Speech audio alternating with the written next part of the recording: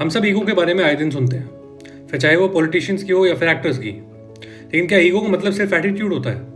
Ego सिर्फ politicians, cricketers और actors में नहीं होती। ईगो यानी अहंकार हम सबके अंदर प्रेजेंट है, और हमारी सारी मिजरीज और दुख का कारण है ये अहंकार।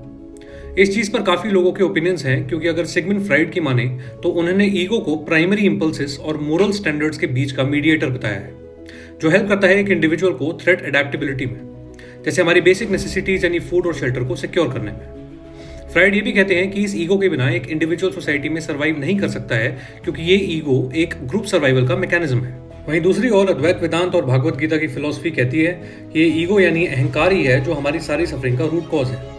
वो अहंकार ही है जो हमें इतना सेल्फ सेंटर्ड बना देता है कि हम अंधे होकर अपनी पूरी जिंदगी सिर्फ कंजम्पशन करने में गुजार देते हैं। ईगो ऐसी बीमारी का नाम है जो एक पर्दे की तरह इंसान की कॉन्शियसनेस पे चढ़ जाती है, और इंसान हर चीज को उस पर्दे के थ्रू देखते हुए ही एनालाइज करता है। आज के दौर में हम हर दिन ईगो के इम्पैक्ट्स को देखते हैं, फिर चाहे वो वर्ल्ड लीडर्स की फर्दर एक्सपैंड करने की भूख हो या फिर एक आदमी की एक और बड़ा घर लेने की इच्छा, जो उसको कहती रहती है कि अगर ये मिल जाएगा तो शांति मिलेगी। हम सोचते हैं कि हमारी जिंदगी में किसी मकान, गाड़ी और इंसान की ही कमी है जिसके मिलने पर सब ठीक हो जाएगा। अगर मेरे रिश्तेदार का घर 5 फ्लोर्स का है तो मुझे कम से कम 6 फ्लोर का घर बनाना पड़ेगा।